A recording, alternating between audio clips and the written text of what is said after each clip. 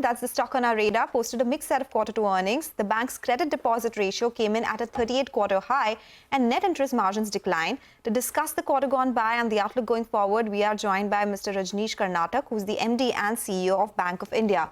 Mr. Karnatak, good morning. Thank you so much for joining in. Well, your credit deposit ratio is at a 38-quarter low, but NIMs came in at a 9-quarter low. What happened here and how did you lose out on net interest margins this time around?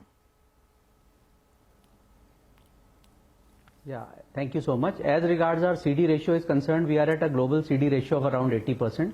But if you see our domestic CD ratio, it is at around healthy number of 77%. So just to give a flavor of the book, 15% of our total global business is the international business. So the NIMs in the international business are much finer than the domestic NIMs. So domestic NIM is at a healthy number of 3.14 and the global NIM at 2.80%. Though it has come down, but we are sure that whatever the NIM we have shown at 2.80% has now bottomed out for us for Bank of India, and it will be a better NIM in the ensuing quarter of Q3 and Q4.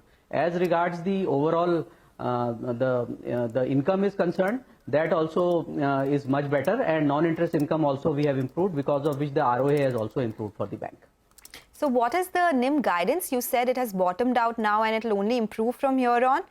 What can you guide for in terms of net interest margins? So on a financial year 25, we are saying that we'll be at around 2.90%. Because this is bottomed out and the domestic NIM is healthy at 3.14%, and with the busy season coming, we'll be able to improve our net interest incomes and therefore the net interest margins in Q2 and Q3 and Q4. Okay, so NIMs currently at 2.8 have bottomed out, and by Q4 FY25, you should inch it up to 2.9%. So your slippages have increased on a quarter-on-quarter basis. Your slippage ratio is now at a 5-quarter high. Can you give us some guidance on slippages going forward, and what led to the increase? Where is it that we're seeing stress? Yeah, as regards the slippage is concerned, in this quarter we have touched the fresh slippage of nearly 2,500 crore, which was in the Q1 at only 1,900 crores. So in this quarter there is one lumpy slippage in the corporate book which has happened, because of which this amount has gone up to 2,500 crores. Had this amount not been there, slippage in this quarter would not have been there. The slippage, overall slippage would have been near to around 1,500 crores only.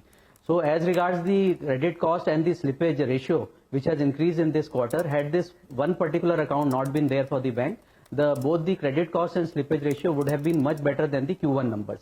However, this is an aberration for this quarter only, and going forward, we do not see any further stress coming out and NPA coming out of the corporate book in the Q3 or Q4 numbers.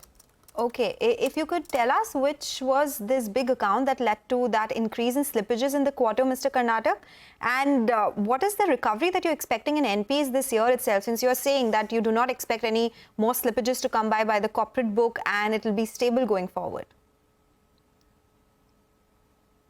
Yeah, this one particular account is one PSU which has slipped for us, and we are in talk with the management, and some resolution process is on for that. Maybe some restructuring or something will happen with that, and we will definitely foresee not much of a hit in that account, and some resolution will be coming out, and we are in talks with the management. As regards the overall slippage is concerned, last year we had an overall slippage of around 7,900 crores.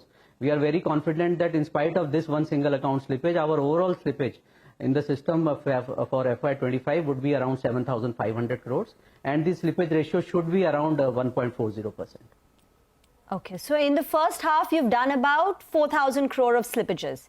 So for the full year, you should be closer to 7,000 crore, right? In terms of slippage ratio? Okay, sorry. Also, what about the asset quality? Gross NPAs from 4.4%, where do they trend, sir? So the gross NPA now is at 27,000 crores on the absolute number. On the percentage number, it is at 4.41%, and we have reduced our gross NPA by 163 basis points on a YoY basis. On net NPA also, we are at around 5,700 crores, which is around 0.94%. So as the guidance is concerned, our gross NPA should be shade below 4% in FY25, and net NPA should be at around 0.90% by FY25.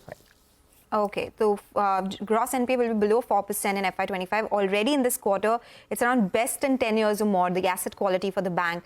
But Mr. Karnatak, since you're saying things are looking good going forward, what is the reason that you've stopped giving restructured book details? What was it like this time around? So it is the same number. In fact, it was repetitive every time. So there is not much change in that number. Whatever the number was there for the last quarter, it remains the same number. There is no change in that. Let me clarify. Okay. All right. So let's talk about the other aspects of the business as well. This time around, deposit growths came down slightly. It was, in fact, it was not as strong. Quarter on quarter, it improved by 1.4%. YoY, it improved by 10%. How do you see deposits and loan growth going ahead? So as regards our business growth is concerned, on the global side, if you see, our global business has grown by nearly 12%. Deposit in the global side, it has grown by 10%, and the credit has grown in the global business side by around 14%. However, if you see the domestic book, the overall growth has been around 13%. Credit growth in the domestic side has been 15%, and the deposit growth in the domestic side has been around 12%. And the overall absolute numbers, if you see, we have grown the book YoY basis by 1,50,000 crores. Within which the deposit has grown at around 71,000 crores and advances have grown by 78,000 crores. So there has been very strong demand as far as the credit is concerned. Deposits, on a conscious call, we have not taken the bulk deposits because we were comfortable with the supply side which was there for the enabling of the credit growth. So we have taken 5,000 crore of this year infrastructure bond. Another 5,000 crores we will be raising in the Q2. In Q1 in this Q2 again we raised Tier 2 bonds of 2,500 crores. Another 2,500 crores of Tier 1 bonds will be raising in H2 of this financial year. Apart from that, we did some refinance, and also we have excess SLR with us, nearly 40,000 crores. Against that also we did some borrowing. So whatever the credit growth is there for future, it will be well supported with the deposit growth and also through the other resources which are available with us. To give you further perspective, let me say that our credit pipeline is more than 70,000 crores, which is more than 10% of our global credit book, and we are well paced for the Q3 and Q4 for the guidance numbers which we have given for a credit growth of around 13 to 14% and a deposit growth of around 12 to 13% for FY25. Okay.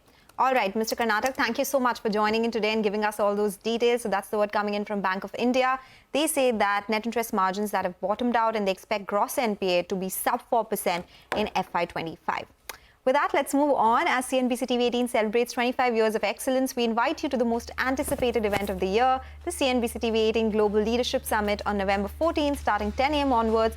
A power-packed day with several panels focusing on India's economy, digital landscape, markets, entertainment, and a lot more. Only and only on CNBC-TV18.